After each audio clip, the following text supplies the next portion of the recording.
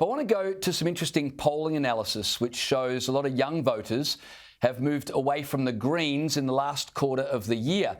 According to Resolve Political Monitor, voters aged 18 to 34 have cut the Greens' primary vote from 27% to 23%. That's 2 points down from the 2022 election. What do you think's driving this trend? Because, I mean, the Greens typically rely on younger voters for support, which is why the Greens always want to reduce the voting age, right? But we're seeing this trend now where young people are drifting away from the Greens. What do you think's happening? Well, it's interesting, and I think it tells a very significant story at the moment for the Australian political landscape. And I think at the end of the day, as psychologists, we talk about a hierarchy of needs. And right at the top of those needs, you know what's there? The ability to feed yourself and the ability to house yourself. And if you can't do those two things, well, all this rhetoric and talk around kind of progressive and feel-good policies on climate change and Middle Eastern politics, that just goes down the priorities. And so young people are looking at this, and I think that they, gradually, finally becoming pretty disillusioned with Ban's kind of rhetoric heavy and results light approach. But I think at the end of the day, the two major parties are benefiting from that. Labor, I think, is clawing back some of its younger votes. But I think the coalition, this shows that there is room there for policies that centre around economic stability, housing supply, personal responsibility.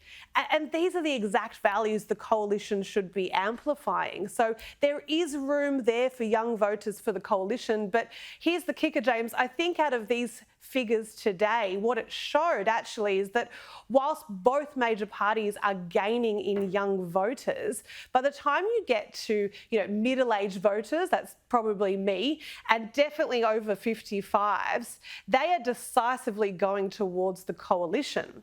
And so, whilst Albanese may be the preferred Prime Minister for young voters at the moment compared to Dutton, clearly so, that margin absolutely decreases once people get a bit older, and it completely flips when you look at the over 55s. So I think at the end of the day, it comes down to those basic needs, and young people as well as older people are pretty disappointed by promises that haven't been met by this government.